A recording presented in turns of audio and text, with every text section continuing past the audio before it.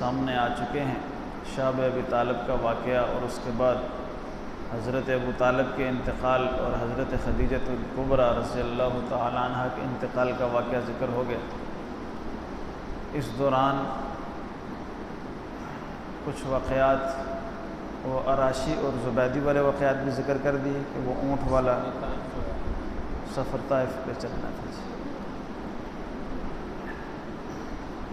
ایک واقعہ اور ہے رکانہ پہلوان والا، وہ ہو گیا ذکر، وہ رہتا ہے۔ اس دوران اللہ کے نبی صلی اللہ علیہ وسلم جب دعوت کی نیت سے ارد گرد کے علاقوں میں جاتے تھے، لوگوں کو دعوت دیتے تھے، تو ایک دفعہ وہ ایسے راستے پہ نکل گئے کہ وہ علاقہ جو تھا وہ رکانہ پہلوان کا علاقہ تھا اور لوگ ڈر کی وجہ سے اس طرف نہیں جاتے تھے۔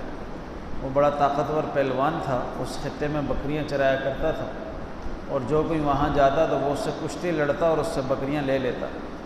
اللہ کے نبی صلی اللہ علیہ وسلم بھی وہاں چلے گئے، تو اس نے آپ کے ساتھ بھی وہی بات کی، تو آپ نے اسے اسلام قبول کرنے کی دعوت دی۔ تو اس نے کہا کہ مجھے تو یہ پتہ نہیں ہے کہ کیا وہی کیا ہوتی ہے، دین کیا ہے، میں تو پہلوان ہوں، پہلوانی جانتا ہوں، اگر آپ میرے ساتھ کشتی لڑیں اور مجھے ہرا دیں تو میں آپ کی بات تسلیم کر لوں گا، اور اگر میں ہار گیا تو میں 10 بکریاں آپ کو دوں۔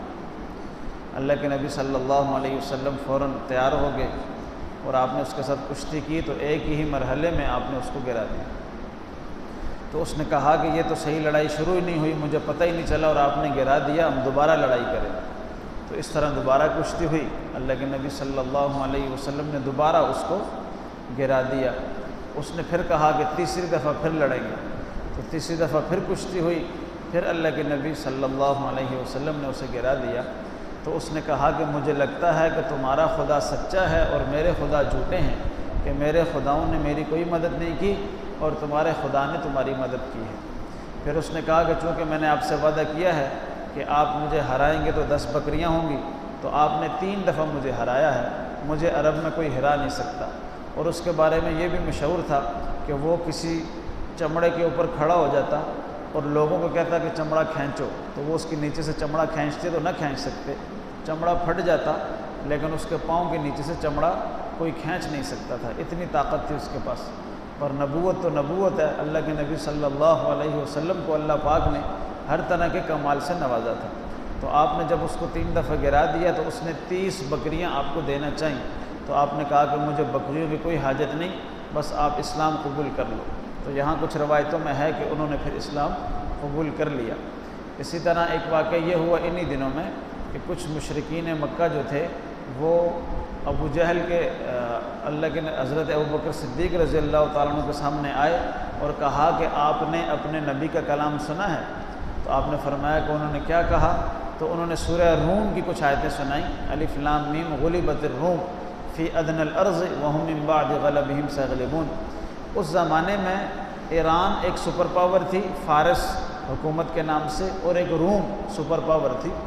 تو یہ دونوں بہت طاقتور حکومتیں تھیں، ان کی آپس میں کبھی کبھار لڑائی ہو جاتی تو کبھی ایک کا پلہ باری ہو جاتا، کبھی دوسرے کا۔ تو اللہ کے نبی صلی اللہ علیہ وسلم کے اس زمانے میں جب آپ کی عمر تقریباً 47 سال یا 46 سال تھی، اس وقت ان کی لڑائیاں شروع ہوئیں، تو ایرانیوں یعنی فارسیوں کا پلہ باری تھا، وہ ان کو شکستوں پہ شکست دیے جا رہے تھے، اور رومی جو تھے وہ اپنے علاقے چھوڑ کے بھاگ رہے تھے۔ رومی جو تھے وہ عیسائی تھے، اہل کتاب تھے، اور جو فارسی تھے وہ مشرکین تھے۔ تو یہاں مکہ کے اندر جو مشرکین تھے وہ بڑے خوش ہوتے تھے کہ ہمارے مذہب والے لوگ جیت رہے ہیں۔ تو انہوں نے اللہ کے نبی حضرت ابوبکر صدیق کو آ کے کہا کہ وہاں پہ مشرکین ہمارے ساتھیوں نے تمہارے اہل کتاب کو ہرا دیا، یہاں ہم تمہیں یہاں سے بھگا دیں گے۔ تو ابوبکر صدیق رضی اللہ تعالیٰ عنہ نے فرمایا کہ جب اللہ کا کلام تم مجھے سنا رہے ہو تو اس میں سچ ہے کہ یہ رومی غالب آئیں گے؟ تو انہوں نے کہا اگر یہ سچ ہے تو آپ ہمارے ساتھ شرط لگا لو۔ تو ابوبکر صدیق رضی اللہ تعالیٰ عنہ نے شرط لگا لی۔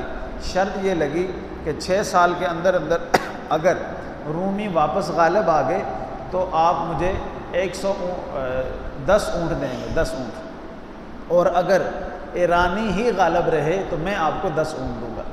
پھر آپ اللہ کے نبی کے پاس آئے اور سارا واقعہ سنایا، تو اللہ کے نبی صلی اللہ علیہ وسلم نے فرمایا کہ قرآن کریم میں لفظ فی بضع سنین، بضع کا مطلب ہوتا ہے 3 سے 9 تک، تو آپ نے جو شرط لگائی ہے اس میں 6 سال کا ذکر کیا، یہ درست نہیں ہے، آپ اس کو بڑھا کے 9 سال کر دیں اور اونٹوں کی تعداد بھی بڑھا دیں۔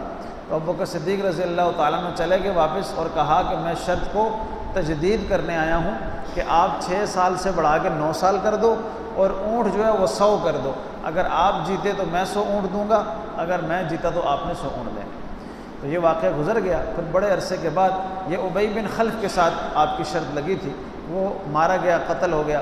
بڑے عرصے کے بعد رومی ایرانیوں پہ غالب آ گئے، اور اس وقت ابی بن خلف کے بیٹوں نے کہا کہ ہمارے ابا کی آپ کے ساتھ شرط تھی اور ہم شرط ہار گئے ہیں اور یہ 100 اونٹ آپ لے لیں۔ تو اس زمانے تک جب یہ شرط لگی تھی اس وقت تک شرط لگانا حرام نہیں تھا، ناجائز نہیں تھا، لیکن جب یہ شرط کے اظہار کا واقعہ آیا تو اس وقت تک شرط لگانا حرام ہو چکا تھا۔ تو پھر حضرت ابوبکر صدیق نے اللہ کے نبی سے پوچھا کہ کیا کیا جائے، تو آپ نے فرمایا کہ 2 صورتیں ہیں، یا تو اونٹ لیے ہی نہ جائیں یا لے کے صدقہ کر دیا جائے۔ تو دونوں طرح کی روایتیں ملتی ہیں کتابوں میں، بعض روایتوں میں کہ آپ نے اونٹ لیے ہی نہیں، اور بعض میں اس طرح ہے کہ آپ نے اونٹ تو لیے لیکن لے کے پھر غریبوں میں صدقہ کر دیا۔ تو اسی طرح اس کے بعد جب حضرت خدیجۃ الکبریٰ کا بھی انتقال ہو گیا اور ابو طالب کا بھی انتقال ہو گیا، تو اللہ کے نبی صلی اللہ علیہ وسلم کے اوپر مظالم ان کے زیادہ ہو گئے، انہیں کوئی روک ٹوک کرنے والا نہ رہا۔ تھوڑے سے وقت کے لیے ابو لہب بھی آپ کے دفاع پہ مجبور ہوئے، انہیں بھی خاندانی تعصب جاگ اٹھا۔ جب لوگ بہت زیادہ آپ کو تکلیفیں دینے لگے تو ابو لہب نے کہا کہ اے بھتیجے، تم اپنا کام کرتے رہو، میں تمہارا دفاع کروں گا۔ تو ابو جہل اور اس کے ساتھی ابو لہب کے پاس آ گئے اور کہا کہ آپ اس کا دفاع کیوں کر رہے ہو، یہ تو آپ کے والد کو جہنمی بتاتے ہیں، یعنی عبد المطلب کو جہنمی بتاتے ہیں۔ تو ابو لہب آگے آپ کے پاس اور سوال کیا اور کہا کہ آپ کا میرے ابا کے بارے میں کیا نظریہ ہے، تو آپ نے فرمایا کہ وہ اپنی قوم کے ساتھ ہے۔ تو وہ پھر چلے گئے ابو جہل کے پاس، تو ابو جہل نے کہا دیکھو انہوں نے لفظوں میں آپ کو گھما دیا، یہ قوم کے ساتھ ہونے کا کیا مطلب، وہ واضح کریں۔ تو پھر وہ دوبارہ چلا گیا اللہ کے نبی کے پاس، پھر پوچھا تو اللہ کے نبی صلی اللہ علیہ وسلم نے فرمایا کہ وہ چونکہ ایمان پہ نہیں تھے، ان کی قوم شرک پہ تھی، تو شرک والے سارے آگ میں ہی جائیں گے۔ تو یہ بات انہوں نے کہی تو ابو جہل نے پھر ساتھیوں کو پروپیگنڈے کے طور پہ کھڑا کر دیا کہ سارے کہنا شروع کر دو کہ یہ ابو لہب کے والد کو جہنمی بتا رہا ہے۔ تو اس طرح ابو لہب پھر دوبارہ آپ کا دشمن ہو گیا اور آپ کو دوبارہ تکلیفیں دینا اس نے شروع کر